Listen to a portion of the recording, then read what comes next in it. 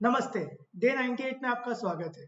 आज का टाइटल है मार्क क्यूबन की कहानी। नौकरी से निकाले गए एक लड़के ने कुछ ही वर्षों में करोड़ डॉलर का बिजनेस खड़ा कर दिया। सुबह का समय था और मार्क क्यूबन अपने नए बॉस के सामने खड़े थे। उन्हें लगा कि वह अपनी नई नौकरी में अच्छा प्रदर्शन कर रहे हैं, लेकिन उस दिन उनसे कहा गया कि उन्हें वह काम नहीं करना चाहिए था जो उन्हें पसंद था।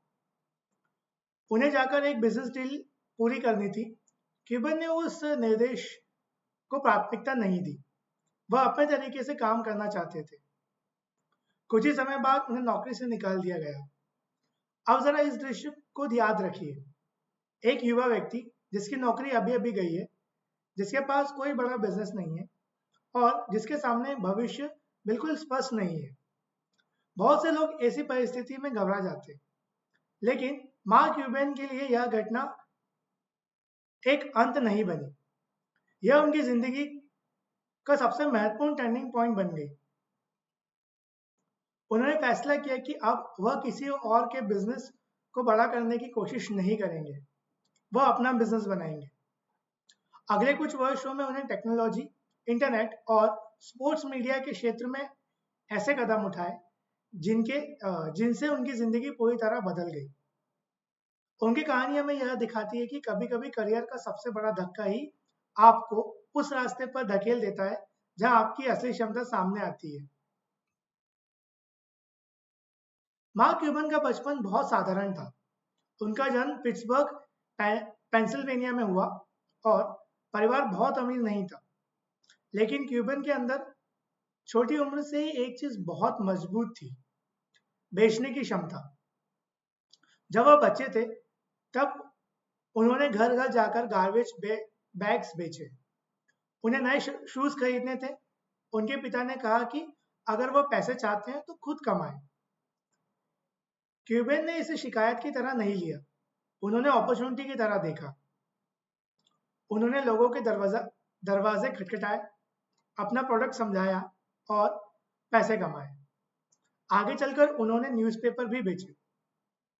यह छोटी सी बात लग सकती है, लेकिन यही उन्होंने एक बहुत महत्वपूर्ण स्किल सीखी। लोगों से बात करना, रिजेक्शन स्वीकार करना और फिर अगले व्यक्ति के पास जाना। यही स्किल बाद में उनके सबसे बड़े बिजनेस एडवांटेज में से एक बनी। कॉलेज के दौरान भी क्यूबन का व्यवहार बाकी स्टूडेंट से अलग था। वह केवल डिग्री पूरी करने पर ध्यान नहीं दे रहे थे, उन्हें बिजनेस और टेक्नोलॉजी में रुचि थी। उन्होंने अलग अलग काम किए, यहाँ तक कि बारटेंडर के रूप में भी काम किया। वह हर जॉब को केवल सैलरी के लिए नहीं देखते थे, वह उससे कोई ना कोई स्किल निकालने की कोशिश करते थे। इस दौरान उन्हें कंप्यूटर टेक्नोलॉजी और नेटवर्किंग की दुनिया में रुचि बढ़ी। उन्होंने समझ लिया था कि कंप्यूटर्स केवल ऑफिस मशीन्स नहीं रहने वाले। आने वाले समय में लोग कम्युनिकेशन, इंफॉर्मेशन और एंटरटेनमेंट के लिए कंप्यूटर्स और इंटरनेट का इस्तेमाल करेंगे।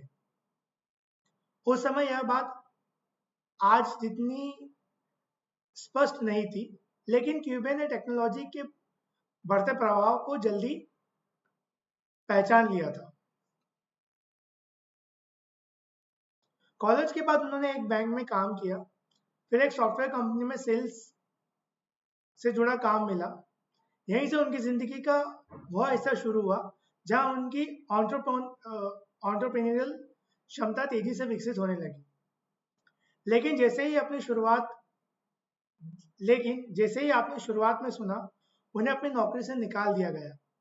कारण बहुत बड़ा नहीं था।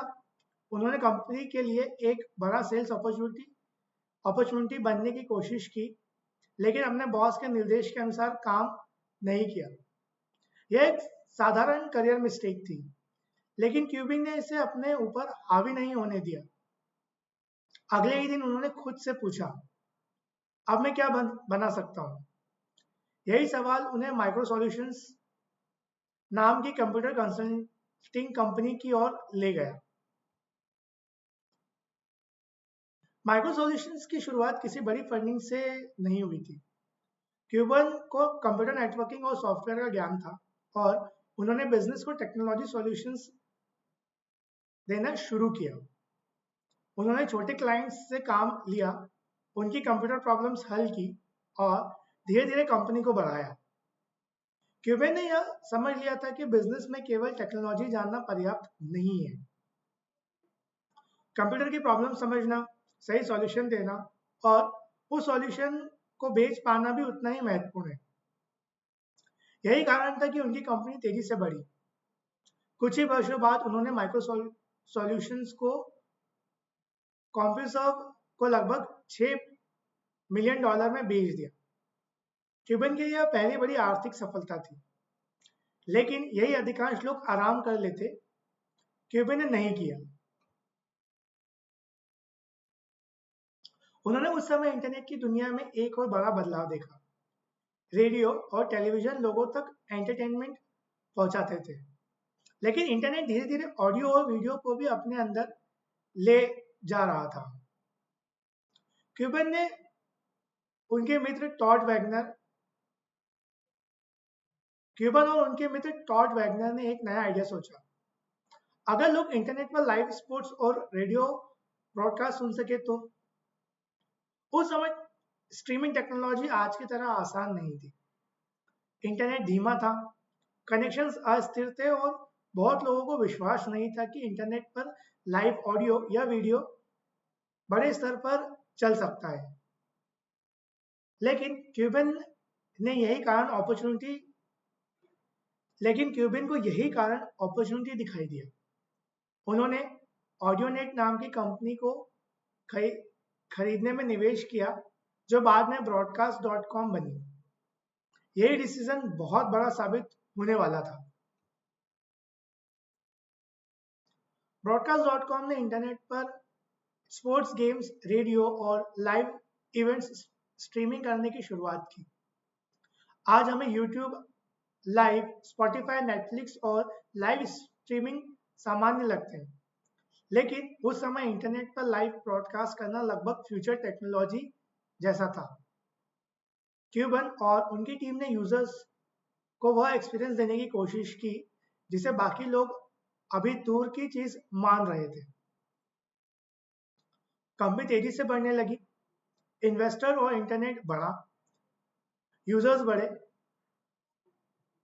इंटरनेट बूम आया और अचानक क्यूबिन एक ऐसे बिजनेस के मालिक बन गए जिसकी मार्केट वैल्यू बहुत तेजी से ऊपर जा रही थी। 1999 में याहू ने broadcast.com को लगभग 5.7 बिलियन के स्टॉक डील में खरीद लिया। सोचिए, कुछ वर्ष पहले जिस व्यक्ति की नौकरी चली गई थी, वह व्यक्ति अब ऐसी कंपनी का फाउंडर था जिसे अरबों डॉलर के डील में खरीदा गया। लेकिन क्यूबिन की कहानी का सबसे दिलचस्प हिस्सा यह भी नहीं है। सबसे दिलचस्प बात यह है कि उन्होंने इस सफलता के बाद भी यह नहीं कहा कि अब जिंदगी पूरी हो गई। उन्होंने अपने पैसे का उपयोग उन चीजों में किया जिनमें उनकी रुचि थी: स्पोर्ट्स, टेक्नोलॉजी, मीडिया और एंटरप्रेन्योरशिप। उन्होंने डेलास मावरिक खरीदी, फिल्म और टेलीविजन प्रोजेक्ट्स में निवेश किया और नए बिजनेसेस शुरू किए। उनके लिए पैसा मंजिल नहीं था, पैसा एक टूल था जिससे वह अपनी रुचियों और आइडियाज को बड़े स्तर पर आगे बढ़ा सकते थे। लेकिन मार्क क्यूबन की सफलता को सिर्फ एक नौकरी से निकाला गया और फिर अरबपति बन गया जैसी कहानी बनना गलत होगा। उनकी असली ताकत थी स्पीड ऑफ लर्निंग। वह किसी नई इंडस्ट्री में जाते थे तो पहले उसे समझते थे, टेक्नोलॉजी देखते थे, कस्टमर्स को देखते थे और फिर निर्णय लेते थे। उनका एक बहुत प्रसिद्ध विचार है कि दुनिया में सबसे बड़ा कॉम्पिटिटिव एडवांटेज यह है कि आप लगातार सीखने वाली व्यक्ति बने रहें।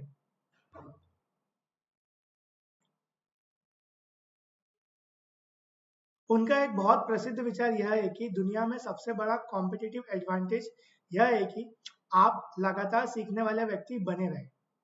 अगर कोई व्यक्ति आज की टेक्नोलॉजी, कल की टेक्नोलॉजी और अगले साल की टेक्नोलॉजी को समझने के लिए तैयार है, तो वह उन लोगों से आगे निकल सकता है जो अपनी पुरानी सफलता पर आराम करने लगते हैं।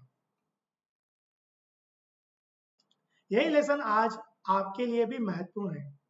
आज टेक्नोलॉजी बहुत तेजी से बदल रही है। AI, automation, data analytics, robotics, cloud computing और डिजिटल बिजनेस हर इंडस्ट्री को बदल रहे हैं। ऐसे समय में केवल एक स्किल सीखकर 10 साल तक उसी पर निर्भर रहना रिस्की हो सकता है। आपको लर्निंग को एक परमानेंट हैबिट बनाना होगा।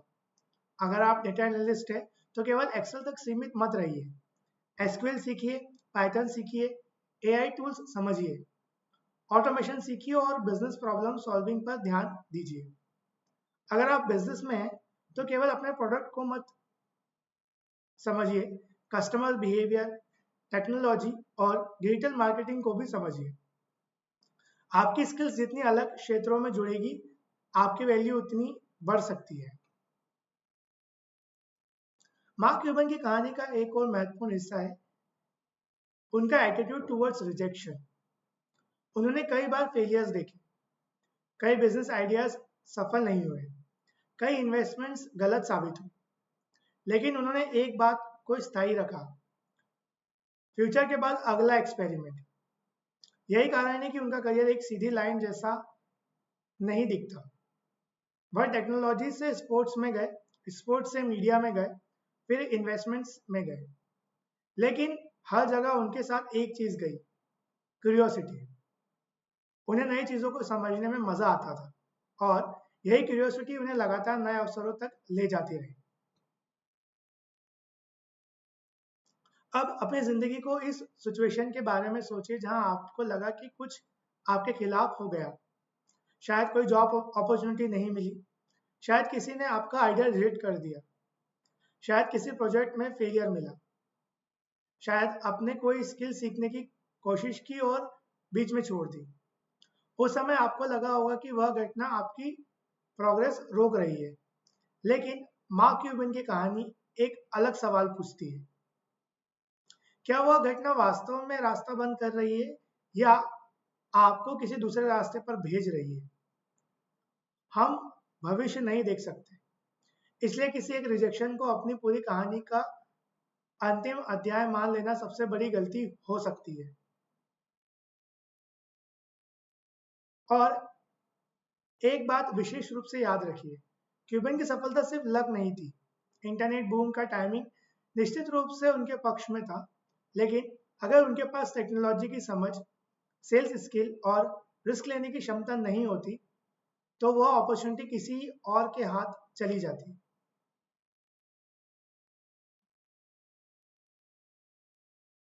आज की कहानी को एक वाक्य में याद रखना हो तो इसे ऐसे याद रखिए, कभी कभी आपकी सबसे बड़ी सफलता उस दिन शुरू होती है जिस दिन आपको लगता है कि सब कुछ गलत हो गया। मार्क क्यूबन को नौकरी से निकाल दिया गया था, उनके सामने कोई निश्चित फ्यूचर नहीं था, लेकिन उस घटना को उन्हें अपनी कंपनी शुरू करने की दिशा में धकेला। फिर उन्होंने टेक्नोलॉजी को पहचाना, इंटरनेट को समझा, एक छोटा बिजनेस बनाया, उसे बेचा, अगला बिजनेस शुरू किया और कुछ वर्षों के भीतर अरबों डॉलर की डील तक पहुंच गए। इसलिए अगर आज आपकी जिंदगी बिल्कुल परफेक्ट नहीं है तो परेशान मत होइए। आपको परफेक्ट स्टार्टिंग पॉइंट की जरूरत नहीं है, आपको सिर्फ एक स्किल, एक अपॉर्चुनिटी और पहला कदम चाहिए। फिर सीखिए, सुधारिए, अगला कदम उठाइए और अपनी गति बनाए रखिए। सफलता कितनी जल्दी आएगी यह कोई गारंटी नहीं कर सकता, लेकिन उसकी लर्निंग और एक्शन की स्पीड आपके हाथ में है। धन्यवाद। जय हिंद।